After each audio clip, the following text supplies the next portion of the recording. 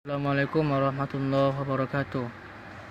Baik, langsung saja. Yang pertama-tama saya hormati Buya Andri Nurwandi sebagai dosen pembimbing mata kuliah Peradilan Agama Islam di Indonesia.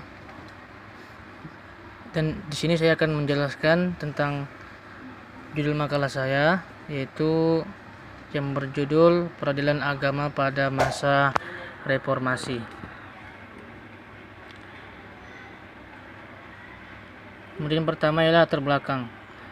Latar belakang penyelenggaraan peradilan agama dilaksanakan oleh Pengadilan Agama pada tingkat pertama dan Pengadilan Tinggi Agama pada tingkat banding.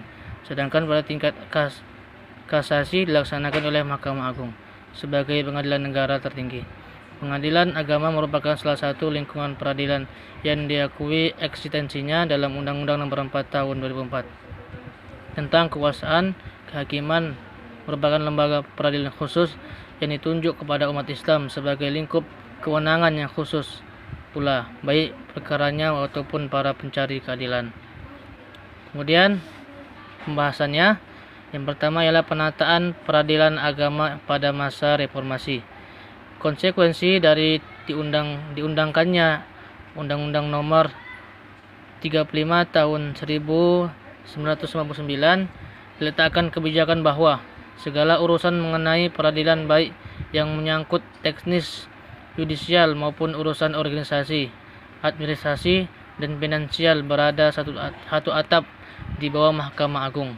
Dengan adanya kebijakan ini, maka lembaga-lembaga peradilan yang ada di Indonesia segera dialihkan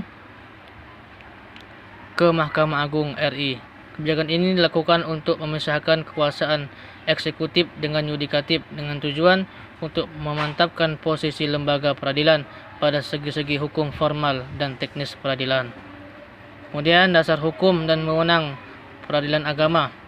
Pada era reformasi, keberadaan peradilan agama selain didasarkan pada peraturan perundang-undangan yang telah ada sebelumnya, juga terdapat peraturan perundang-undangan yang menjadi dasar hukum keberadaan peradilan agama dan kewenangannya. Peraturan perundang-undangan tersebut diantara lain, yang pertama Undang-Undang Nomor 35 Tahun 1999 tentang perubahan terhadap Undang-Undang Nomor 14 Tahun 1970 tentang pokok-pokok kekuasaan kehakiman di Indonesia. Kemudian yang kedua, Undang-Undang Nomor 14 Tahun 2004 tentang kekuasaan kehakiman di Indonesia. Kemudian kedudukan pengadilan agama dalam Undang-Undang 1945, Undang-Undang Nomor 35 Tahun 1999, dan Undang-Undang Nomor 4 Tahun 2004. Undang-Undang 1945 Pasal 24 Ayat 2 menyatakan kekuasaan kehakiman dilakukan oleh sebuah Mahkamah Agung dan badan peradilan yang ada di bawahnya dalam lingkungan peradilan umum, lingkungan peradilan agama, lingkungan peradilan militer, lingkungan peradilan tata usaha negara, dan oleh sebuah mahkamah konstitusi. Pada tahun 1999 akhirnya diundangkan Undang-Undang Nomor 35 Tahun 1999 tanggal 30 Agustus 1999 tentang perubahan atas Undang-Undang Nomor 14 Tahun 1970 tentang ketentuan-ketentuan pokok kekuasaan kehakiman sebagai realisasi awal dari semangat supremasi hukum yang dikumandangkan dalam gerakan reformasi secara total dalam kehidupan ketatanegaraan. Kemudian penyatuatan peradilan agama. Yang pertama itu ada status dan kedudukan.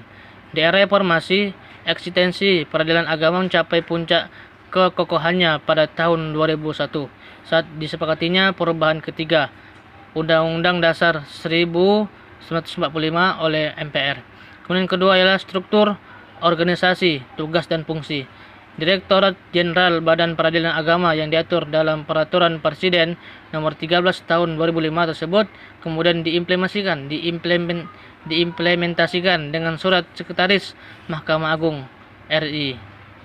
nomor MA garing SEK garing 07 garing SK garing 3 Romawi garing 2006 tentang organisasi dan tata kerja Sekretariat Mahkamah Agung RI. Yang ketiga, sumber daya manusia. Tongkat awal berdirinya Fondasi Organisasi Peradilan Agama baru dimulai tahun 2006, yakni ketika status Badan Peradilan Agama yang awalnya hanya direktorat kemudian meningkat menjadi Direktorat Jenderal setelah berada di Mahkamah Agung. Yang keempat, finansial dan sarana prasarana.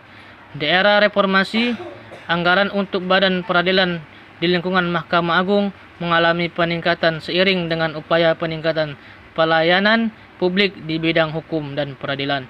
Kemudian yang kelima, kewenangan dan hukum materialnya. Menurut Undang-Undang Nomor 7 Tahun 1989, peradilan agama hanya berwenang menyelesaikan perkara perkawinan, waris, wasiat, hibah, wakaf, zakat, infak, dan sedekah. Yang keenam, asas-asas hukum peradilan agama. Sebagaimana yang telah dapat disimpulkan dari Undang-Undang Nomor 3 Tahun 2006, adapun asas-asas yang berlaku pada pengadilan agama pada dasarnya hampir sama dengan asas-asas yang berlaku di pengadilan umum. Cukup sekian yang bisa saya sampaikan, dan apabila ada yang kurang jelas dan kurang mengerti, kali ini saya akan membuka sesi pertanyaan. Terima kasih. Wabillahi taufiq wal hidayah. Wassalamualaikum warahmatullahi wabarakatuh. Teman-teman yang ingin bertanya dipersilakan.